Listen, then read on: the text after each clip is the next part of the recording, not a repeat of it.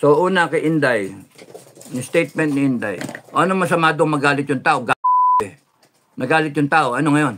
Tinatanong yung tao niya. She's just being a leader. Between Marcos and Inday, mas leader tong Inday kaysa sa iyo, Marcos.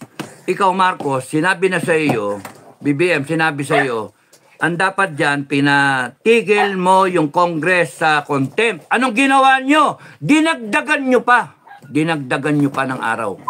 Popol. O, tapos noon, sasabihin mo pa, hindi palalagpasin. Meron pa kayong pinachichismis, tinatakot nyo taong bayan. Uhuliin na si Inday. Ha? Huliin siya, isasapin na sa NBI. Pinapaimbisigan. Sige, kulong nyo. Pinakamaganda niya, kulong nyo. Kulong nyo si Inday. Hindi nyo kami matatakot. Kami mismo, sa FGF, hindi nyo kami matatakot, mga Naghihintay lang yung grupo ko Naghihintay lang. Nabi ko na ba yung kay Marcos? Dapat ang sinabi mo, Marcos, huwag niyong gagalawin si Inday. Hindi mo ginaya si Duterte, no? You still respect because she is the vice president. She was elected by the people. Sabi ni Duterte yun kay Lenny. Ikaw, ha? Babanata mo ng hindi pwede kung kaya nilang i-threaten ng isang presidente. How much more ang malit na Pilipino. Alam mo, binaboy mo yung Office of the President. Hindi ganyan ang tingin ko sa Office of the President. Pati kayo, Kongreso, binaboy nyo yung Kongres. Hayop kayo, contempt kayo, yayabang ninyo. Mga bopol naman kayo, mga hayok na hayok kayo sa kapangyarihan Okay, ang issue, mga kababayan, ang issue, ang presidente ninyo, yun ang issue. Tapos, nagnanak ang kongreso ninyo. Yung mga politiko ninyo, kanya-kanyang nakawa.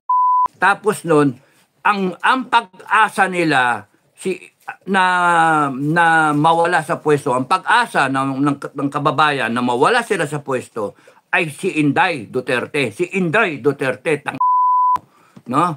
Kaya kinakailangan nilang pigain si Sara Inday. Ngayon yung ginawa ni Inday, nagsalita, no? Is she a threat to national security? Of course not. Sino nag-a-advise niya sa presidente national threat, no?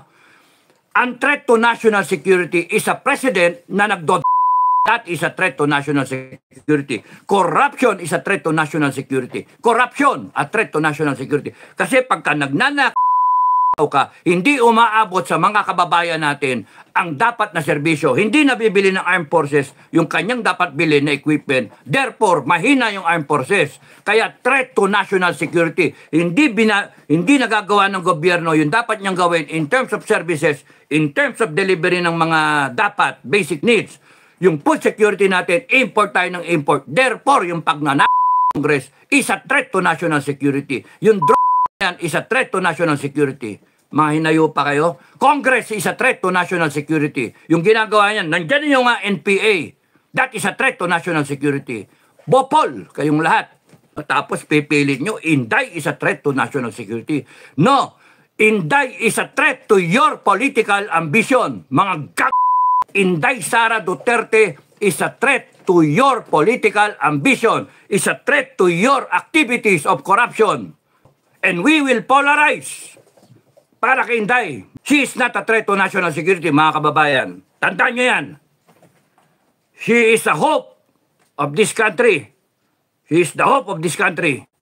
Tandaan nyo yan. At doon kami tayo.